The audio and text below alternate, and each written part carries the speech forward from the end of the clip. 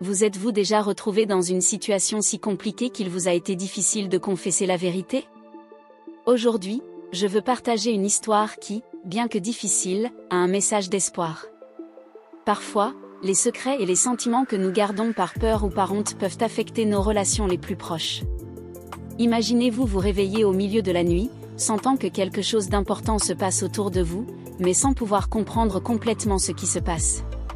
C'est l'histoire de quelqu'un qui, à un moment de faiblesse, a pris une décision qui a complètement changé la dynamique familiale. Il ne s'agit pas seulement d'infidélité, mais de la façon dont les erreurs peuvent briser les liens familiaux et de la lutte interne pour faire ce qui est juste. Je me souviens qu'une nuit, je dormais profondément quand le son inattendu d'une porte m'a tiré brusquement de mon sommeil. C'était la porte de la chambre de mon fils.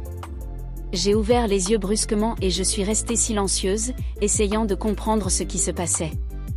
Ma chambre était enveloppée dans une étrange quiétude, et chaque bruit semblait résonner plus fort dans le calme du matin. L'écho de quelque chose qui tombait dans le couloir a interrompu brièvement cette tranquillité. Un instant, j'ai pensé que quelque chose de grave se produisait et qu'ils avaient besoin de mon aide. Mais au lieu de me précipiter et de frapper à la porte, j'ai choisi de me déplacer avec prudence, essayant de ne pas faire de bruit pour ne pas être découverte. Ce qui s'est passé ensuite a changé nos vies, mais le plus important est que, même dans les moments les plus sombres, il y a toujours une chance de corriger les erreurs et d'apprendre d'elles. Préparez-vous à découvrir une histoire pleine d'émotions et de réflexions. Alors que je m'approchais, les voix ont commencé à devenir plus claires. J'ai pu entendre mon fils et son partenaire discuter. Il lui disait, d'un ton repentant, « Pardonne-moi, mon amour, mais tu dois comprendre, tu sais comment je suis, vulnérable à cela. Tu me connais mieux que personne. Tu sais que je ne peux pas résister. » La réponse de mon fils, chargée d'incrédulité et de mécontentement, m'a laissé figée, mais comment allons-nous résoudre cela? Mon père m'a toujours appris à affronter ses problèmes discrètement. Son partenaire, avec une frustration évidente, a répondu « Je te demande juste de ne pas faire trop de bruit pour que ton père ne nous entende pas, est-ce trop demandé ?» Mon fils, essayant de garder son calme, lui a répondu d'une voix douce mais ferme « C'est pour ça que nous sommes un couple, nous devons trouver une solution ensemble. » Je suis restée immobile, ne sachant pas comment réagir. L'intensité de leur discussion et l'affliction qu'ils ressentaient tous les deux me rendaient encore plus inquiète. C'était déchirant de voir mon fils essayer de maintenir la paix pendant que son partenaire luttait avec ses propres problèmes internes. Avec précaution, je suis retournée dans ma chambre, essayant de traiter ce que je venais d'entendre. Je savais que la situation nécessitait beaucoup de sensibilité et de compréhension de ma part, et que je devais trouver une façon de soutenir mon fils sans trop interférer. Les mots que j'avais entendus résonnaient encore dans mon esprit, et je comprenais que toute intervention mal gérée pourrait aggraver les choses. J'ai ressenti une profonde tristesse en réfléchissant à l'ampleur du conflit, qui semblait s'intensifier par ma présence à la maison. Je me suis sentie coupable d'être là, comme si ma seule existence compliquait encore plus leur vie. Avec le cœur lourd et des pensées confuses, je suis retournée dans ma chambre en silence, sachant que, d'une manière ou d'une autre, je devais trouver un moyen d'être un soutien sans aggraver la situation. Ce qui m'a le plus profondément blessée, c'est de réaliser plus tard que mon fils n'allait pas bien, et que son partenaire semblait également préoccupé. Quand j'ai vu qu'il est sorti pour aller au travail, j'ai profité de l'occasion pour m'approcher d'elle. J'avais déjà une idée de ce qui pouvait se passer, mais j'ai préféré ne pas aborder le sujet directement. « Est-ce qu'il se passe quelque chose, ma fille ?» lui ai-je demandé avec un sourire maternel. Ma fille a soupiré, et après avoir hésité un peu, a décidé de s'ouvrir à moi. « Oui, maman, il y a quelque chose que je ne sais pas comment résoudre, a-t-elle dit avec un mélange d'inquiétude et de timidité dans les yeux. « Eh bien, raconte-moi, ma fille. Je suis là pour toi, comme toujours, lui ai-je répondu, essayant de lui montrer qu'elle pouvait me faire confiance. Je peux te donner quelques conseils ou t'aider à y voir plus clair, lui ai-je suggéré. Elle a accepté et a commencé à se décharger. Les mots sortaient de sa bouche comme si, enfin, elle se libérait d'un poids qu'il avait été trop difficile de porter seule. Maman, ce qui se passe, c'est que mon partenaire a une habitude quotidienne qui fait parfois beaucoup de bruit, et ça m'inquiète pour toi, m'a-t-elle expliqué. Je l'ai écouté attentivement, essayant de comprendre la véritable ampleur de la situation. Chérie, je sais que toutes les relations ont leurs défis, mais il est important que vous parliez ouvertement de ce qui vous dérange tous les deux. Peut-être que vous pourrez ensemble trouver une solution qui fonctionne pour vous deux, lui ai-je suggéré avec tendresse. Elle m'a regardé avec gratitude et a continué à partager ses préoccupations, permettant à notre conversation de servir de pont vers une résolution possible. J'ai essayé de rester sereine et de ne pas montrer ma surprise intérieure. Bien que je ressentais un mélange de curiosité et de compassion pour ma fille, je me suis concentrée sur le fait de lui offrir le soutien dont elle avait besoin à ce moment-là. Tu peux compter sur moi, ma fille, lui ai-je dit doucement, cachant l'intérêt croissant que je ressentais pour sa situation. Maman, je suis désolée de te déranger, a-t-elle dit, respirant profondément avec le plus de sérénité possible. Je lui ai répondu calmement. Ne t'inquiète pas, continue avec tes activités. En ce moment, je dors profondément, même un tremblement de terre ne pourrait pas me réveiller. Prends soin de toi et occupe-toi de ton partenaire comme il se doit, ai-je commenté à ma fille. Elle m'a regardée soulagée, et un sourire de gratitude a illuminé son visage. C'est bon de pouvoir parler avec toi comme ça, a-t-elle dit. Eh bien, ne parlons plus de cela et essayons de vivre en paix et tranquillité. J'ai essayé de clore la conversation d'un ton normal, mais alors que ma fille s'éloignait et que je restais seule, une inquiétude a commencé à m'envahir. Quelque chose dans ses paroles avait éveillé une curiosité inattendue en moi, et je voulais comprendre dans quelle mesure mon gendre l'influençait pour qu'elle n'entende pas ce qui se passait. J'ai secoué la tête, consciente que mon imagination s'emballait. Avec effort, j'ai décidé de me concentrer sur mes propres tâches, essayant de chasser ces pensées. Cependant, au fond de moi, je savais que cette affaire ne s'oublierait pas si facilement. La curiosité avait été éveillée, et j'étais déterminée à la satisfaire, même si c'était de manière involontaire. Si ces récits de réflexion vous plaisent, mettez un 1 dans les commentaires. Si vous en voulez d'autres, mettez un 2. N'oubliez pas de vous abonner et de liker pour plus de contenu. Au cours des jours suivants, j'ai observé attentivement les interactions entre eux, cherchant des indices qui m'aideraient à mieux comprendre ce qui se passait. Chaque geste et chaque mot semblait avoir un sens caché que je m'efforçais de déchiffrer. Alors que j'essayais de maintenir ma routine quotidienne, l'inquiétude persistait. Je savais que j'aurais besoin de beaucoup de prudence pour faire face à cette situation si délicate. Cependant, mon désir de protéger ma fille et de m'assurer qu'elle allait bien était plus fort que n'importe quelle peur. Cette nuit-là, je n'ai pas pu dormir, l'anxiété et le stress m'ont envahi alors que j'attendais le moment où tout commencerait. Les heures passaient lentement, et le silence dans la maison devenait insupportable. J'ai essayé de dormir, me livrant à l'attente interminable, mais les bruits provenant de la chambre de ma fille et de son partenaire m'ont tenu éveillée. Sans avertissement, ma curiosité a pris le dessus, alors je me suis levée silencieusement et me suis dirigée vers la porte. J'ai regardé par le trou de la serrure et j'ai vu une silhouette bouger. À ce moment-là, je me suis dit, qu'est-ce qui t'arrive ? Tu sais que ce n'est pas bien.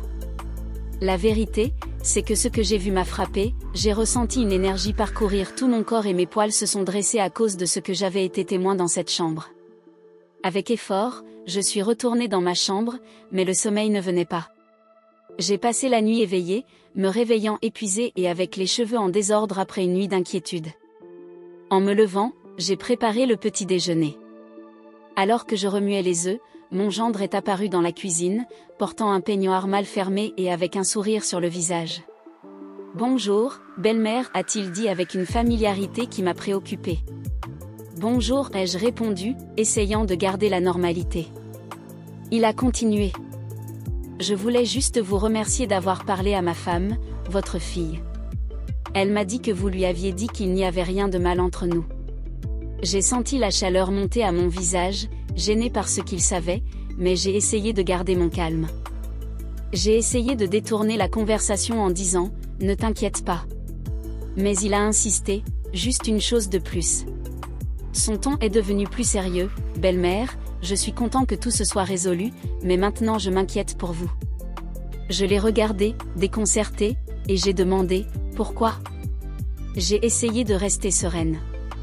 Il a répondu « Sérieux, si vous avez parlé pour moi, alors je suis prêt à faire tout ce qu'il faut pour vous. » Il a continué en disant « Je suis prêt à vous aider pour ce dont vous avez besoin. » J'ai essayé de cacher ma surprise et lui ai répondu calmement, « Je te remercie pour ta proposition, mais tu n'as pas à t'inquiéter pour moi.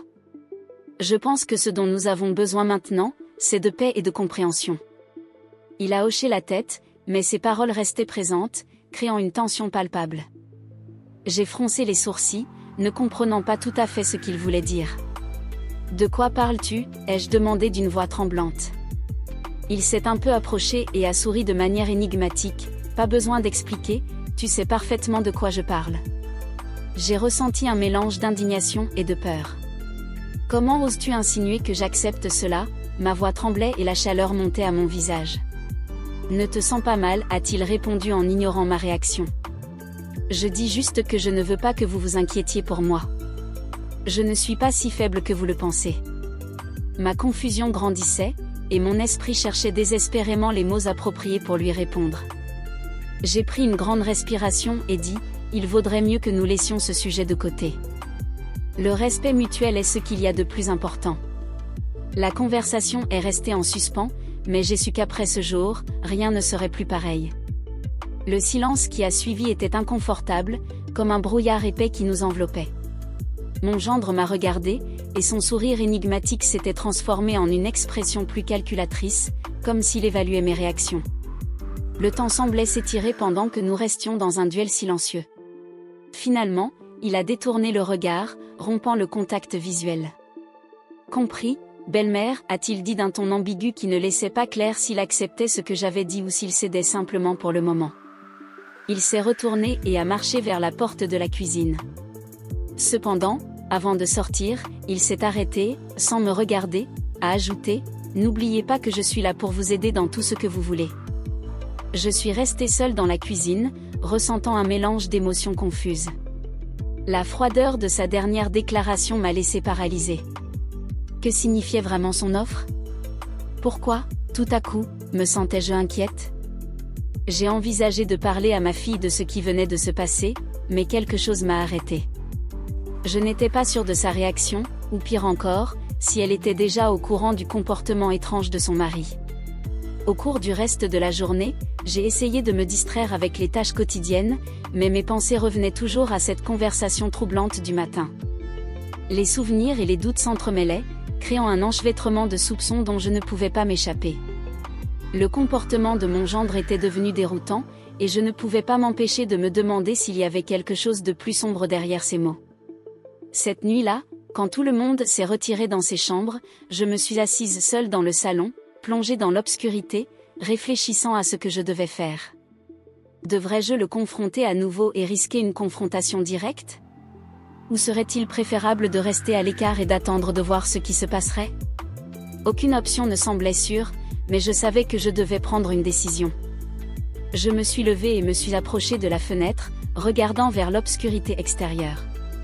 Je savais que toute décision que je prendrais pourrait tout changer, non seulement pour moi, mais pour toute la famille. Je ne pouvais plus ignorer les signes, mais j'avais aussi peur des conséquences possibles de toute action. Avec un soupir, je me suis éloignée de la fenêtre et me suis dirigée vers ma chambre. Je savais que le sommeil ne viendrait pas facilement cette nuit-là, mais je comprenais aussi que je devais être prête à ce qui pourrait arriver. La relation avec mon gendre était devenue une bombe à retardement, et ce n'était qu'une question de temps avant que quelque chose de plus grand n'explose. La seule chose qu'il me restait à faire était d'attendre et d'être prête à faire face à ce qui pourrait venir, avec l'espoir que, d'une manière ou d'une autre, je parviendrais à protéger ma fille de tout cela. Les jours suivants se sont écoulés dans une tension constante que tout le monde semblait percevoir, bien que personne ne le mentionne directement. Ma fille continuait sa routine, apparemment indifférente aux pensées sombres qui me hantaient, mais je savais que cette tranquillité n'était que superficielle. La situation avec mon gendre était loin d'être résolue, et chaque jour qui passait, je me sentais de plus en plus incertaine sur l'avenir de notre famille. Un après-midi, alors que nous étions seuls dans le salon, ma fille m'a regardée soudainement et m'a demandé « Maman, ça va ? Je t'ai remarquée un peu distante ces derniers temps. » J'ai ressenti un nœud dans ma gorge, mais j'ai réussi à sourire et lui ai répondu que ça allait, juste un peu fatiguée. Sa question m'a fait réaliser que je ne pouvais plus continuer à fuir la réalité. Quelque chose devait changer, et vite. J'ai décidé que, lorsque le moment viendrait, je confronterais mon gendre à nouveau, mais cette fois avec une détermination différente. Je ne pouvais pas permettre que son comportement me fasse peur ou me contrôle. Ma priorité était de protéger ma fille et de m'assurer que notre famille ne s'effondre pas. Je savais que le chemin serait difficile, mais j'étais prête à me battre pour ce qui importait le plus. Bien que la bataille n'ait pas encore commencé, je me préparais déjà à l'affronter de toutes mes forces. Cette nuit-là, alors que tout le monde dans la maison dormait profondément, le silence était si absolu que je pouvais presque entendre les battements de mon propre cœur. J'avais essayé de dormir, mais les pensées concernant mon gendre continuaient à tourbillonner dans mon esprit, se mêlant à une confusion d'émotions qu'il m'était difficile de traiter. Je savais que je jouais avec le feu, mais l'intensité de ces pensées me capturait, rendant impossible de les éloigner. Finalement, j'ai décidé de me lever du lit, espérant que l'air frais clarifierait mon esprit et m'aiderait à trouver un peu de clarté. Je suis allée pieds nus jusqu'à la cuisine et me suis servi un verre d'eau, m'appuyant sur le comptoir, perdu dans mes pensées. Soudain, j'ai entendu un doux bruit derrière moi. En me retournant, j'ai été surprise de voir mon gendre debout à l'entrée de la cuisine, à peine illuminé par la faible lumière filtrant par la fenêtre. « Tu ne peux pas dormir, belle-mère » a-t-il demandé d'un ton bas, presque un murmure, comme s'il ne voulait pas perturber le fragile silence qui nous entourait. Mon cœur a commencé à battre plus fort en le voyant là, si près, dans le calme de la nuit. « Non, je ne peux pas » ai-je répondu, ma voix à peine un murmure. J'étais un peu inquiète. Il a fait quelques pas vers moi, et bien qu'une partie de moi criait que je devais m'éloigner, je suis restée immobile, piégée par l'intensité de son regard. « Moi aussi, j'ai beaucoup réfléchi ces derniers temps » a-t-il dit en s'approchant encore plus. Je pouvais sentir la chaleur de son corps, et je savais que je devais arrêter cela avant qu'il ne soit trop tard. Mais je ne l'ai pas fait. « À quoi » ai-je demandé, bien que dans le fond, je savais déjà la réponse. Sa proximité me faisait tourner la tête, mon jugement obscurci par un mélange de désir et de peur. « À nous » a-t-il répondu, d'une voix basse et chargée d'un sens que nous comprenions tous les deux. « À ce que tu as dit, à ce que nous ne pouvons pas dire à voix haute. » L'espace entre nous s'est réduit encore plus, jusqu'à ce qu'il soit si proche que je pouvais sentir son souffle sur ma peau. La tension dans l'air était palpable, et je savais que toute action à ce moment pourrait déclencher des conséquences inévitables. Mon cœur battait la chamade, et bien qu'une partie de moi crie de m'éloigner, de mettre fin à tout cela, une autre partie, sombre et réprimée, désirait le contraire. « Ce n'est pas bien » ai-je réussi à chuchoter, mais mes mots manquaient de la fermeté dont j'avais besoin. Je savais que ce qui se passait était une erreur, que je franchissais une ligne qui n'aurait jamais dû être franchie, mais à cet instant, tout ce qui m'avait retenu jusqu'alors s'est effondré. Mon gendre ne dit rien de plus. Au lieu de cela, il s'est penché vers moi, avec une douceur inattendue, m'a embrassé. C'était un baiser lent, presque timide au début, mais quand nos lèvres se sont rencontrées, j'ai ressenti une décharge électrique parcourir mon corps. Pendant un instant, mon esprit est devenu vide, noyant toutes mes peurs et mes doutes sous un tourbillon d'émotions qui m'emportait sans contrôle. Ne pouvant me retenir, j'ai répondu à ce baiser, me laissant emporter par un désir que j'avais réprimé pendant si longtemps. Ses mains, chaudes et fermes, se sont glissées le long de mon dos, m'attirant vers lui. Ce moment était chargé d'une passion qui attendait d'être libérée. Nous nous sommes laissés emporter par cette impulsion, nous mouvant avec une urgence partagée. Le monde extérieur, les conséquences et ce que cela signifiait pour ma famille se sont évaporés au second plan. À cet instant, il n'y avait que lui et moi, pris dans un enchevêtrement de sentiments que je ne pouvais pas contrôler. Lorsque nous nous sommes enfin séparés, nous respirions tous les deux avec difficulté, comme si nous avions couru sur une longue distance. La réalité a commencé à s'infiltrer à nouveau dans mon esprit, et avec elle est venue une vague de culpabilité et de regret qui m'a presque étouffée. J'avais franchi une ligne que je ne pourrais jamais défaire, et je le savais. Cependant, à ce moment-là, je ne pouvais pas résister. Il m'a regardé, et bien qu'il ne dise rien, j'ai vu dans ses yeux un mélange de satisfaction et de complicité qui m'a fait me sentir encore plus piégée.